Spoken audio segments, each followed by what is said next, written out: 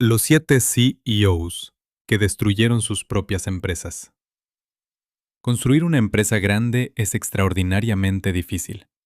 Requiere años de trabajo, capital, talento, miles de decisiones correctas.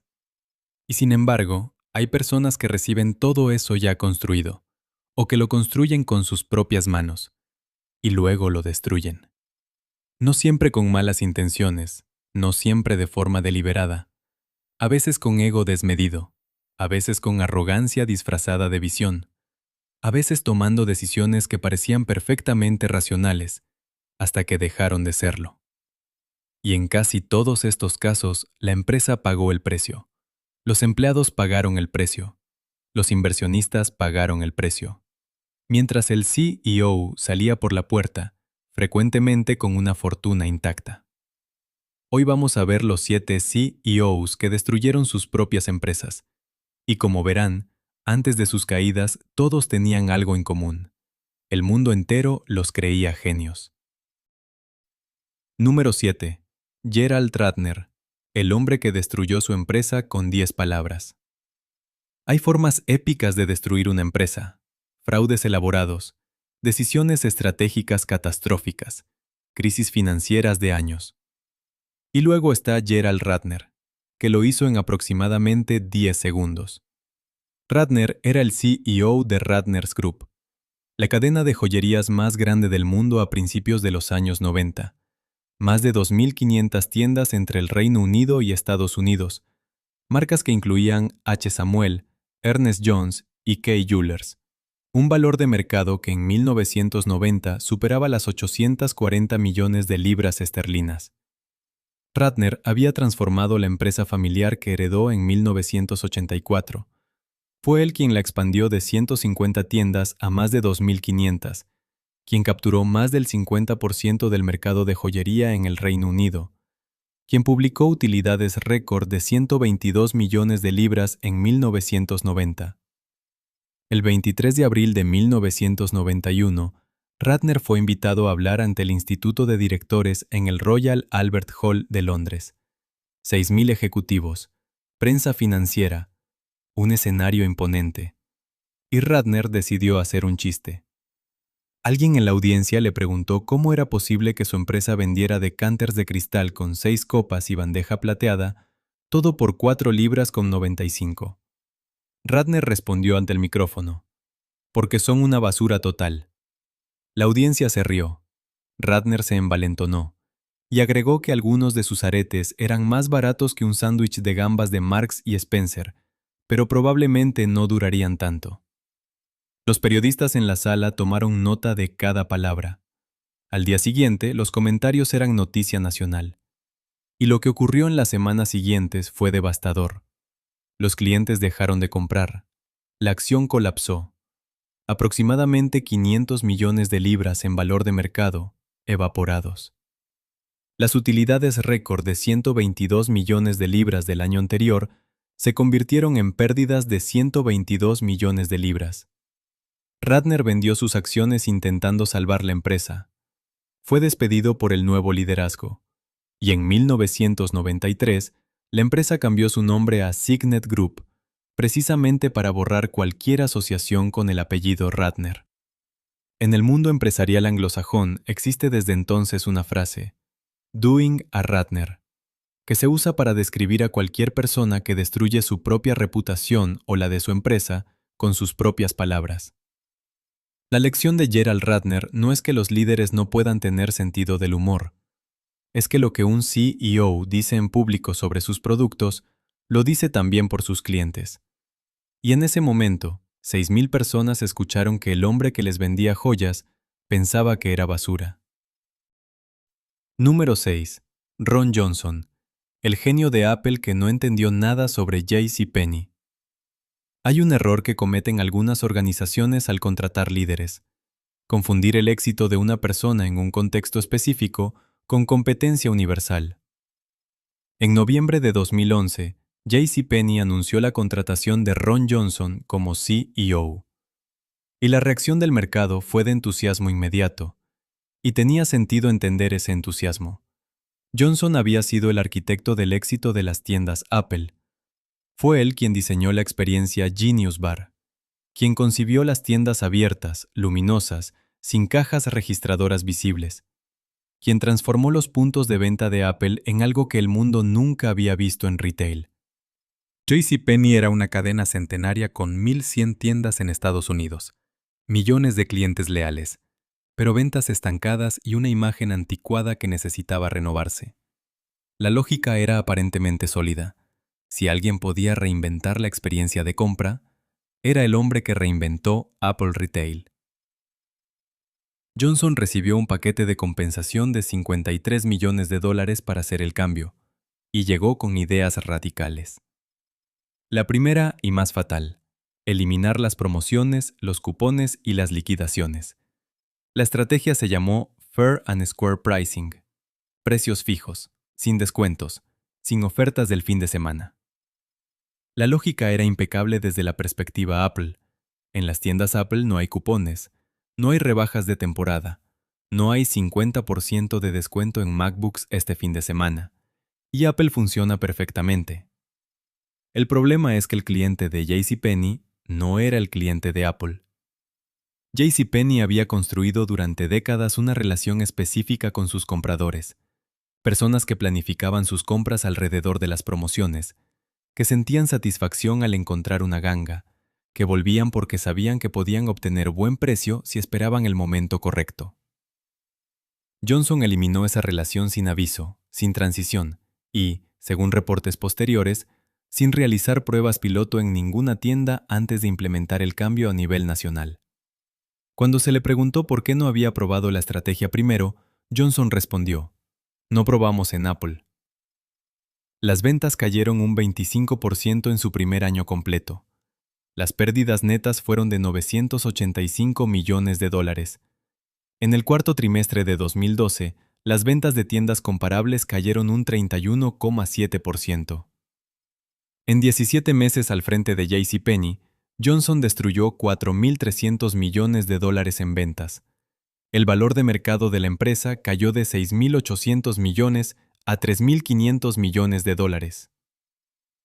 En abril de 2013, la junta directiva lo despidió. El mismo día que se anunció su salida, la acción subió un 10%. El caso de Ron Johnson es quizás el ejemplo más claro de un concepto que los estudiosos del liderazgo conocen bien. El éxito en un contexto no es transferible automáticamente a otro. Entender qué hizo a Apple exitosa era completamente diferente a entender qué hacía a JCPenney funcionar. Y Johnson, al parecer, nunca hizo esa distinción. Número 5. Travis Kalanick. Construyó un imperio. Casi lo incendió desde adentro. Hay empresas que llevan el ADN de su fundador tan profundamente grabado que sus virtudes y sus defectos son exactamente los mismos. Travis Kalanick cofundó Uber en 2009, y durante los siguientes 8 años, lo que construyó fue genuinamente extraordinario. Uber transformó la industria del transporte urbano a nivel global. En 2017, la empresa estaba valuada en $68.000 millones. Operaba en cientos de ciudades alrededor del mundo, y había convertido a Kalanick en uno de los empresarios más influyentes de Silicon Valley. Pero la misma agresividad que hizo posible ese crecimiento también definió la cultura interna de la empresa. En febrero de 2017, una ex ingeniera de Uber llamada Susan Fowler publicó un artículo en su blog personal. En él describía sus experiencias trabajando en la empresa. Relató haber sido víctima de acoso sexual por parte de su gerente, y describió cómo, al reportarlo a recursos humanos, le respondieron que el gerente era un alto rendidor y que no habría consecuencias para él. El artículo se volvió viral casi de inmediato, y abrió una compuerta. Decenas de empleados y exempleados comenzaron a compartir experiencias similares. Uber contrató al exfiscal general de Estados Unidos, Eric Holder, para conducir una investigación independiente. El reporte resultante confirmó problemas sistémicos en la cultura de la empresa y recomendó cambios profundos en su estructura de liderazgo. 20 empleados fueron despedidos como resultado de esa investigación. Al mismo tiempo, surgieron otras controversias documentadas. Un video mostró a Kalanick discutiendo acaloradamente con un conductor de Uber que se quejaba de la reducción en las tarifas.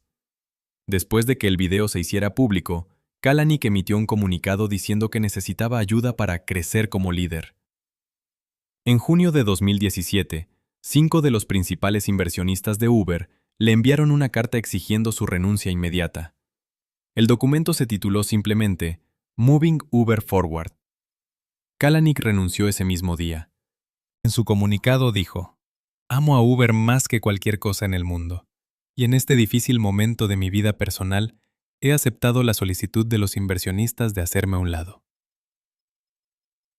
Uber sobrevivió. Salió a bolsa en 2019 y hoy es una empresa rentable valorada en decenas de miles de millones de dólares. Pero la historia de Kalanick plantea una pregunta que el mundo corporativo lleva años debatiendo. ¿Hasta qué punto el carácter de un líder define la cultura de su organización? En el caso de Uber, la respuesta parece haber sido completamente. Número 4. Elizabeth Holmes, una vieja conocida, vista desde otro ángulo. Si has seguido este canal, este nombre ya te resulta familiar. Elizabeth Holmes. Ya hablamos de ella en nuestro video sobre los 7 fraudes financieros más grandes del mundo, pero en esa ocasión la analizamos desde la perspectiva del fraude en sí. Hoy la vemos desde el ángulo del liderazgo, y desde esa perspectiva, su caso contiene lecciones que ninguno de los otros en esta lista ilustra con la misma claridad. Holmes abandonó Stanford a los 19 años con una idea que parecía transformadora: análisis de sangre completos con una sola gota, tomada con un pinchazo en el dedo. Construyó alrededor de esa idea una empresa llamada Theranos. Levantó más de $900 millones de inversionistas. En su consejo directivo tuvo a exsecretarios de Estado, exsecretarios de Defensa y figuras de primer nivel de la política estadounidense. Llegó a una valoración de $9,000 millones y fue nombrada por Forbes la mujer multimillonaria más joven del mundo hecha a sí misma. Pero la tecnología que Holmes describía públicamente no funcionaba de la manera que ella describía. Esto quedó establecido por investigaciones periodísticas, por reguladores federales y finalmente por un jurado federal en 2022, que encontró a Holmes culpable de fraude contra inversionistas. Fue condenada a más de 11 años de prisión federal. Lo que hace el caso Holmes particularmente relevante para esta lista no es solo el fraude, es el patrón de liderazgo. Según testimonios presentados durante el juicio y en investigaciones periodísticas ampliamente documentadas, empleados que expresaban preocupaciones sobre la tecnología enfrentaban presión para guardar silencio. La empresa operaba bajo niveles extremos de secretismo interno, y Holmes mantenía control total sobre la narrativa pública de la empresa, incluyendo qué información se compartía con inversionistas y socios. El resultado de ese liderazgo no fue solo pérdidas financieras, fue algo más grave. Miles de pacientes reales recibieron resultados de análisis médicos basados en una tecnología que los reguladores federales determinaron que no cumplía los estándares requeridos.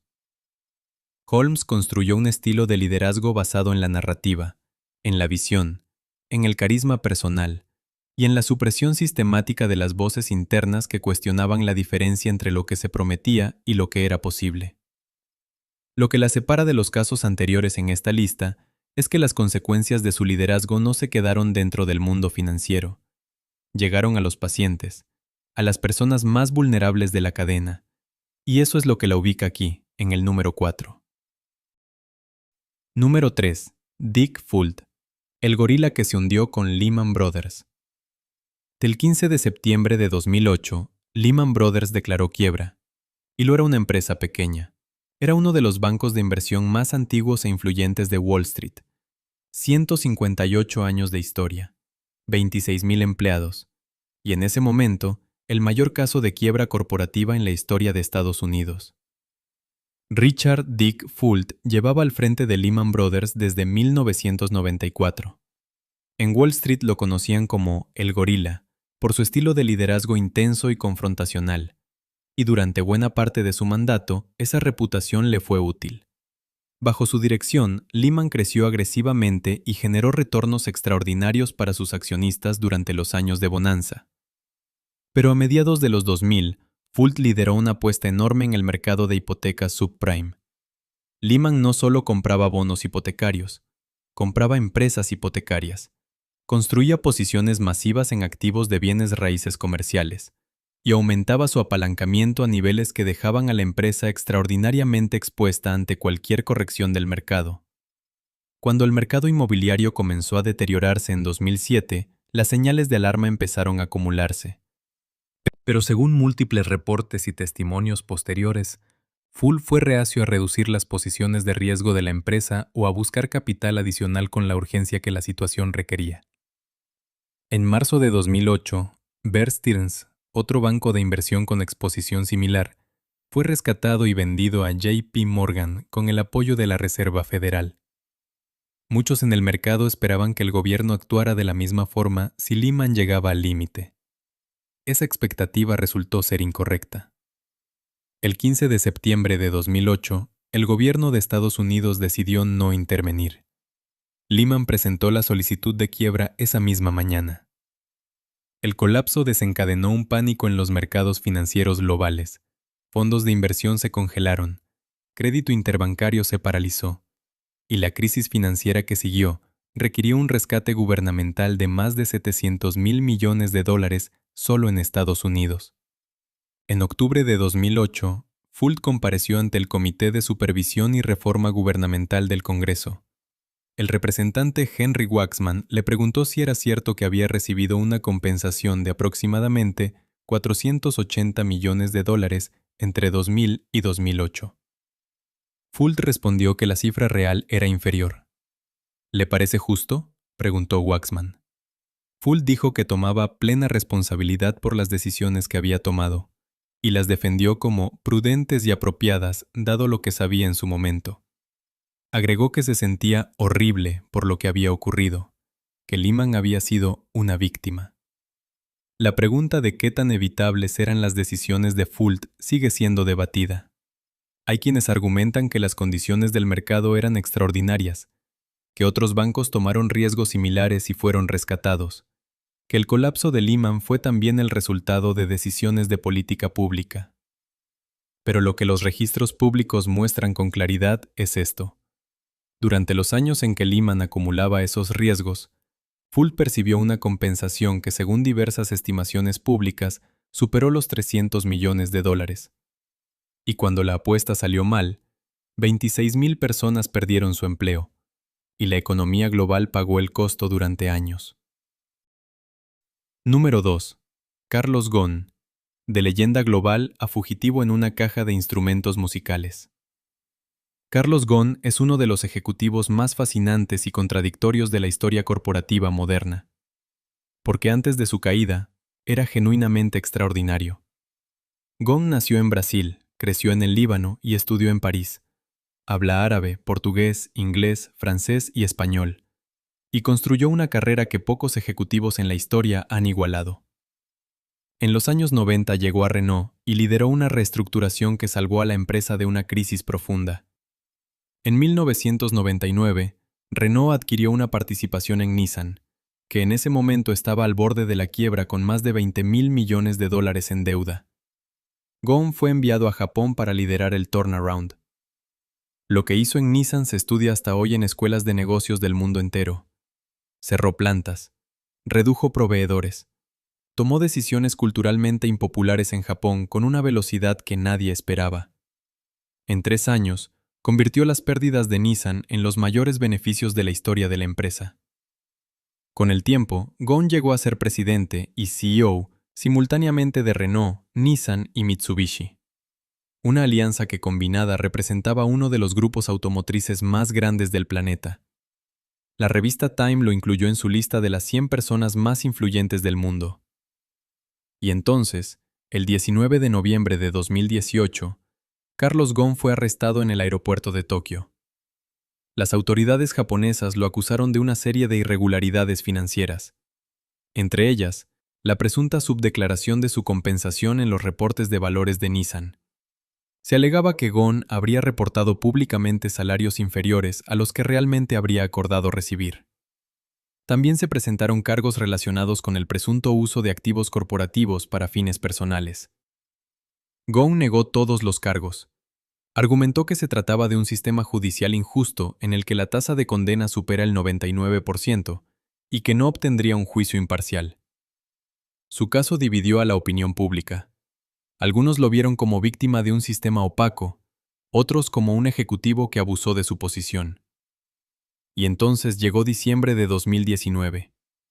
Gon estaba en libertad bajo fianza, bajo condiciones estrictas que incluían la prohibición de salir de Japón. El 28 de diciembre, un hombre llamado Peter Taylor llegó a Tokio y se reunió con Gon en el Grand Hyatt.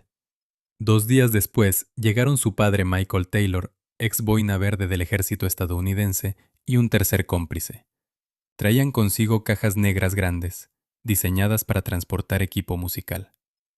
Gon se colocó dentro de una de esas cajas, con orificios perforados para poder respirar. La caja fue cargada en un avión privado. Y Carlos Ghosn, el CEO más famoso del mundo automotriz, voló de Osaka a Estambul en una caja de equipaje. De Estambul, en otro vuelo privado, a Beirut. El 31 de diciembre de 2019, Ghosn apareció en el Líbano y convocó una conferencia de prensa. Declaró que había escapado de la injusticia. Los Taylor fueron extraditados a Japón, juzgados y condenados a prisión por haber ayudado a un acusado a evadir la justicia. Japón emitió una orden de arresto internacional a través de Interpol. Nissan presentó una demanda civil contra Ghosn reclamando aproximadamente $91 millones en daños. Y el Líbano, cuyo tratado de extradición con Japón es inexistente, no tomó acción. Ghosn vive actualmente en Beirut, sigue negando los cargos en su contra, y el hombre que alguna vez fue aplaudido como el mejor CEO del mundo automotriz es hoy un prófugo de la justicia. Su legado quedó partido en dos, antes y después de noviembre de 2018. Y la línea entre esas dos mitades es una caja negra en un aeropuerto japonés. Número 1. Adam Neumann, $47,000 millones, 6 semanas, el colapso más espectacular del Silicon Valley moderno. Para entender la historia de Adam Neumann, hay que entender primero la historia de WeWork. En 2010, Neumann cofundó WeWork con una idea deceptivamente simple: tomar espacios de oficinas grandes, rediseñarlos con estética moderna y subarrendarlos a empresas más pequeñas y trabajadores independientes. Era básicamente un negocio de bienes raíces, con un logo moderno y plantas de interior. Pero Neumann era extraordinariamente carismático y tenía una habilidad que pocos CEOs poseen en igual medida: la capacidad de convencer a personas muy inteligentes de que estaban viendo algo que iba mucho más allá de lo que podían ver. WeWork, decía Neumann, no era una empresa de oficinas, era una comunidad global, una forma de vida, una revolución en cómo la humanidad trabajaba y se relacionaba. Nuestra valoración y tamaño hoy son una fracción de nuestra potencial influencia sobre el mundo, llegó a escribir en documentos internos. Y los inversionistas, fascinados, le creyeron. En enero de 2019, SoftBank, el gigante japonés de inversiones, invirtió en WeWork a una valoración de $47,000 millones, más que cualquier startup del mundo, excepto Uber. Pero detrás de la narrativa, los números contaban una historia diferente. WeWork perdía dinero masivamente. Por cada $1 de ingreso, gastaba aproximadamente 2. Y su estructura corporativa, según quedó documentado en sus propios archivos regulatorios, era inusual en varios aspectos. Neumann tenía un control de voto desproporcionado sobre la empresa a través de acciones con derechos especiales. Había vendido a WeWork el derecho de usar la marca We, una marca que él mismo había registrado personalmente, por $5,9 millones. Tenía acuerdos de arrendamiento personales con la empresa, siendo simultáneamente su CEO y uno de sus arrendadores. En agosto de 2019, WeWork presentó su solicitud de salida a bolsa. El documento de 300 páginas fue público, y Wall Street lo leyó con atención. Lo que encontraron no los convenció. Las pérdidas eran demasiado grandes, la gobernanza era demasiado inusual, y la narrativa de empresa tecnológica no resistía el análisis cuando los ingresos dependían casi exclusivamente del arrendamiento de metros cuadrados.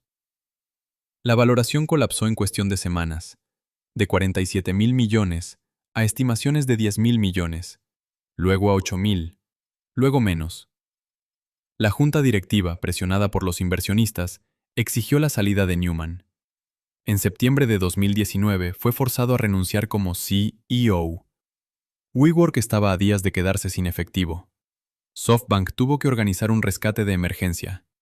Miles de empleados fueron despedidos. El acuerdo de salida de Newman incluyó, según reportes ampliamente publicados, un paquete que sumó alrededor de $1.700 millones entre pagos de compensación y ventas de acciones realizadas en años anteriores. En noviembre de 2023, WeWork declaró quiebra definitiva con $19.000 millones en deuda. En una declaración pública ese mismo mes, Newman dijo que había sido difícil ver desde el costado cómo la empresa que había fundado no había aprovechado su potencial. No mencionó a los miles de empleados que perdieron sus trabajos. No mencionó a los inversionistas que perdieron miles de millones. La historia de Adam Newman y WeWork es, en el fondo, la historia de lo que puede ocurrir cuando una narrativa poderosa reemplaza el análisis riguroso. Cuando el carisma de un fundador convence a personas muy inteligentes de suspender las preguntas obvias. Y cuando finalmente alguien hace esas preguntas, ya es demasiado tarde. 7 casos. Un CEO que destruyó su empresa con un chiste mal calculado. Un ejecutivo que importó su éxito de Apple a un contexto completamente distinto, sin tomarse el tiempo de entender la diferencia.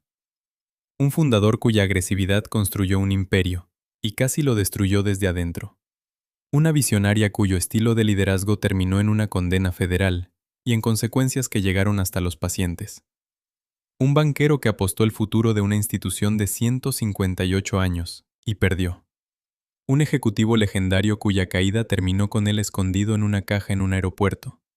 Y un fundador que convirtió una idea de arrendamiento de oficinas en un castillo de narrativa de $47.000 millones.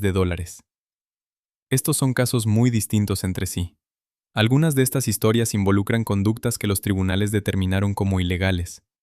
Otras son simplemente errores de juicio, de arrogancia o de desconexión con la realidad.